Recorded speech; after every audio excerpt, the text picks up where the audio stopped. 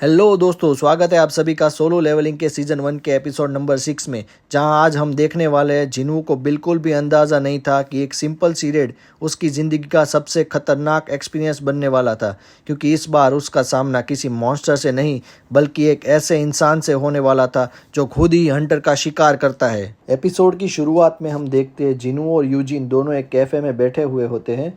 तभी जिनू कहता है, मैं तुम्हारे साथ वो 19 रेड करने के लिए तैयार हूँ। अब हालात बदल चुके हैं, लेकिन उससे पहले मेरी एक शर्त है। यूजिन कहता है एकदम एक्साइटेड होकर, आप जो भी बोलोगे वो मुझे मंजूर है। जिनू आगे कहता है, सभी रेड्स में हम अकेले ही जाएंगे। यूजिन पूछता है, मतलब सिर्फ आप और मैं जाएंगे सी रैंक के तहखाने में, बॉस को मारने, वो भी अकेले? लेकिन सी रैंक के तहखाने में जाने के लिए ज़्यादा नहीं तो फिर भी कम से कम 8 लोग तो चाहिए ही। जिनू कहता है, तो फिर चलो चलकर उन्हें ढूंढते हैं, जैसे उस रेड से पहले वोंगडोंग सू ने हमें ढूंढा था।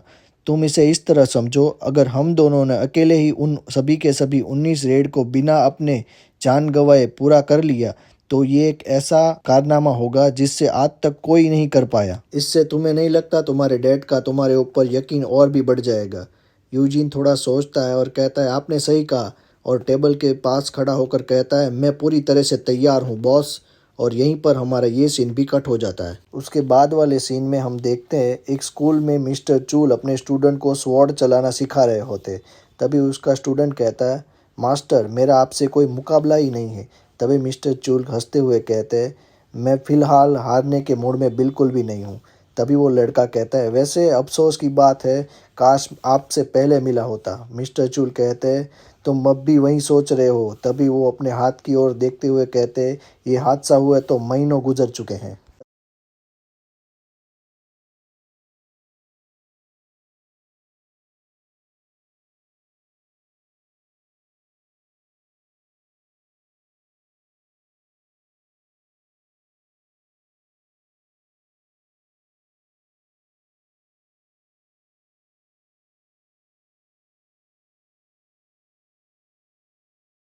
तभी वो लड़का घबराते हुए कहता है, माफ़ कीजिए, मेरा वो मतलब नहीं था। और ये सीन यहीं पर कट हो जाता है। अगले सीन में हम देखते हैं मिस्टर चूल रास्ते पर से जा रहे होते हैं और अपने मन में सोचते हैं, मुझ जैसा हंटर जिसकी शक्तियाँ नहीं जागी, जिसे मेरी ये तलवार मायावी दानवों के आगे बेकार रही, वो मार्शल आर्ट मैंने सालों तक सीखा, वहाँ उन तहखानों में वो भी बेअसर रहे। मुझ जैसे तलवारबाज को जादुई ताकत का मिलना कुदरत का एक नायाब करिश्मा है, लेकिन ज़रूर इसके पीछे कोई ना कोई वजह तो ज़रूर होगी। और तभी वो किसी को जाते हुए देखते और कहते, क्या तुम?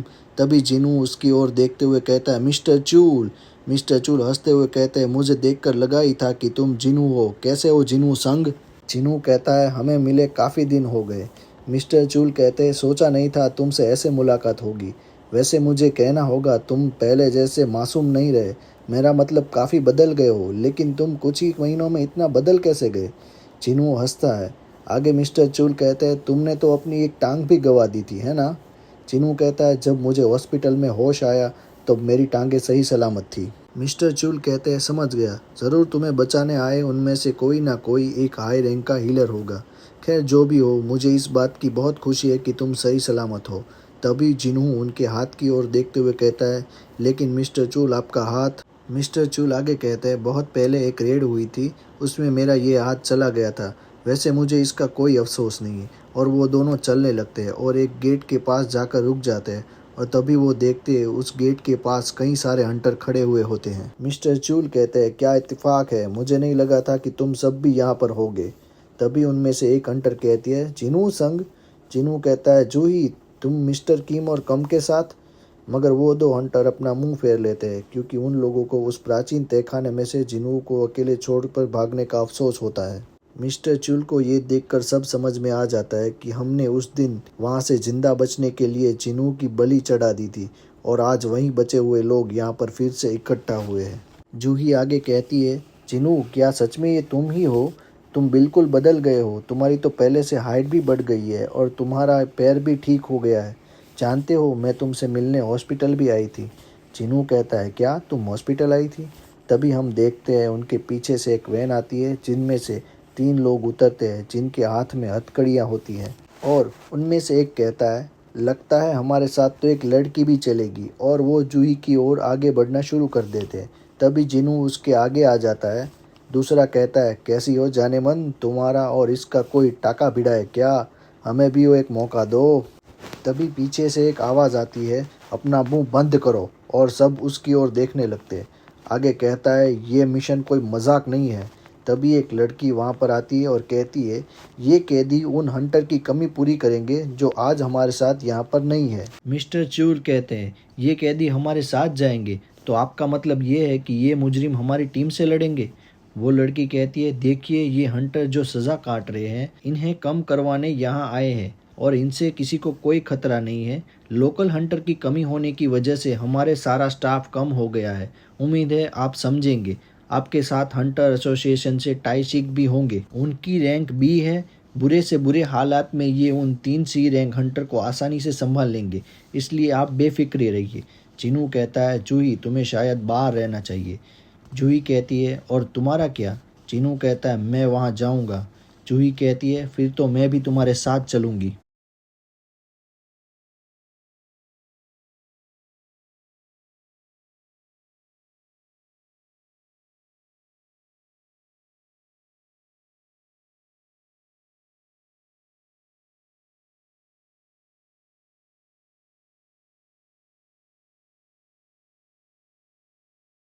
ताइशिक पूछता है, आज की रेड की कमान कौन संभाल रहा है?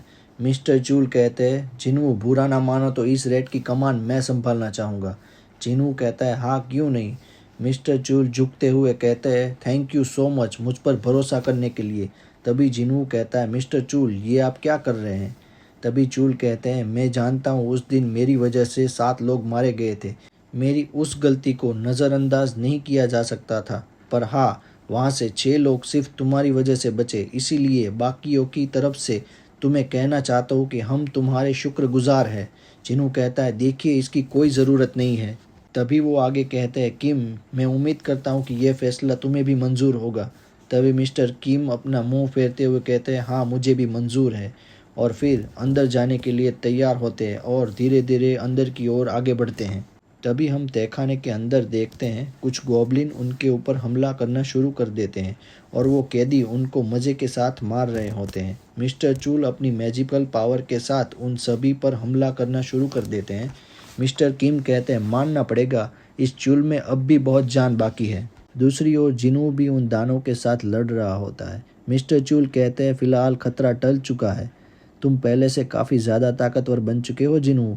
वैसे तुम्हें डैगर कहाँ से मिला? जूही कहती है, सच कहूँ तो मुझे यकीन नहीं हो रहा है, इस बार तो तुम्हें एक खरोच तक नहीं आई। जिनू मैं तो चाहूँगी कि मुझे किसी को हील करने की ज़रूरत ही ना पड़े।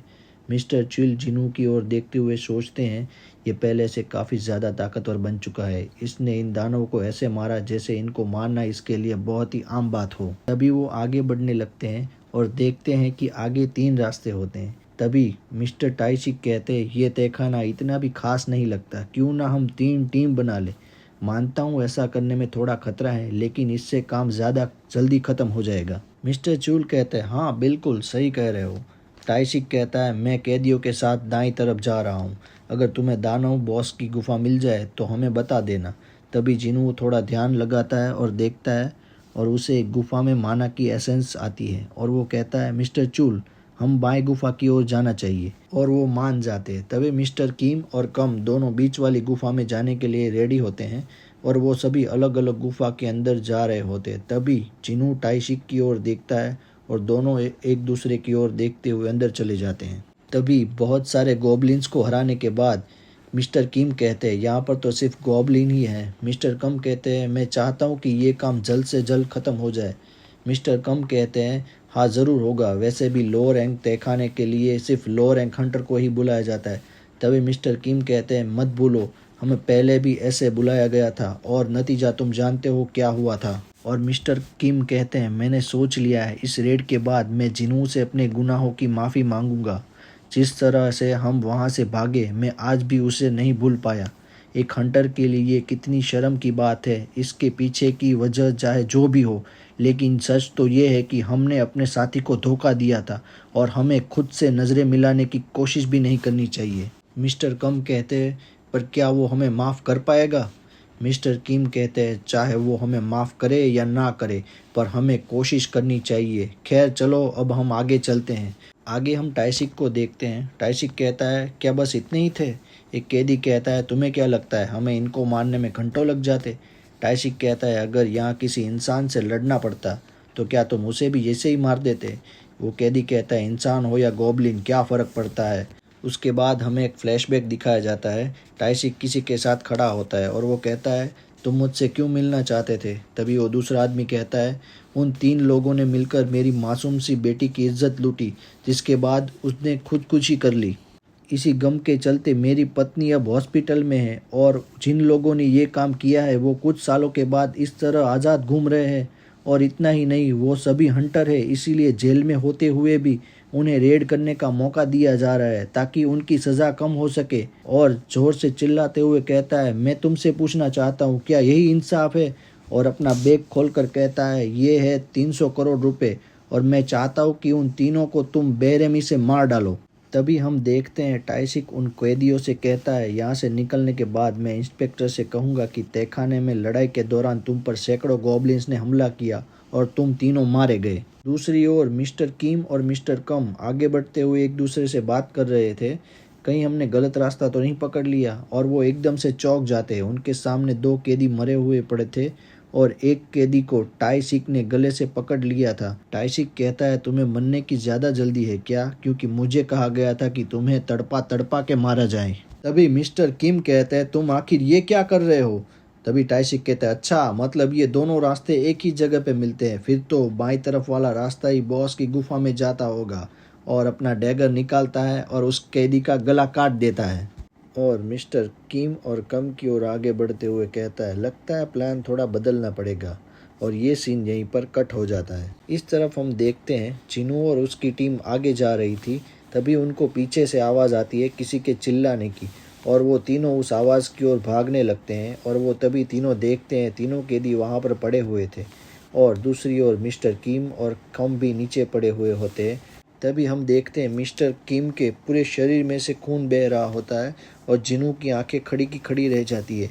तभी जिनू जूही से कहता है जूही जल्दी करो हील करो। जूही उन्हें हील करने लगती है। तभी मिस्टर किम कहते हैं रहने दो कोशिश करना बेकार है। जिनू कहता है तुम ये क्या कह रहे हो? तुम्हें भरोसा रखना होगा अपने परिवार के लिए और तुम्हें चाहे जो हो जाए तुम्हें जिंदा रहना होगा वरना मैं किसे दोषी मानूंगा।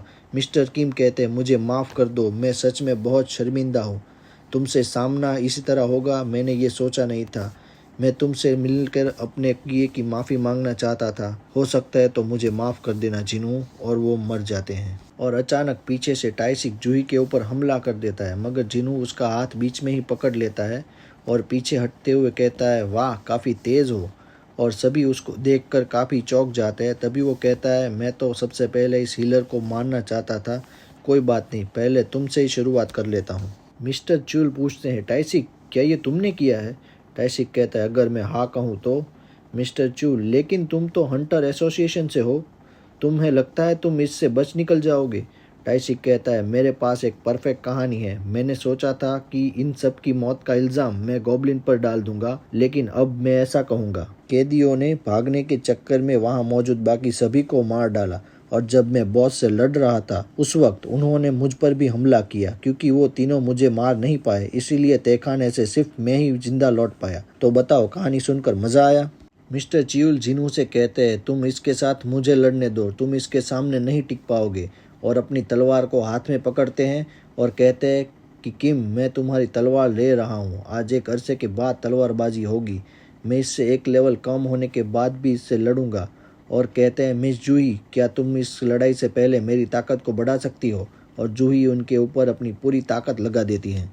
तो दोस्तों इसी के साथ ही हमारा ये वाला एपिसोड यहीं पर ख़त्म होता है। आगे की कहानी जानने के लिए हमारे चैनल को सब्सक्राइब करें और वीडियो को लाइक करें। तो मिलते हैं अगले वाले एपिसोड में जल्द ही।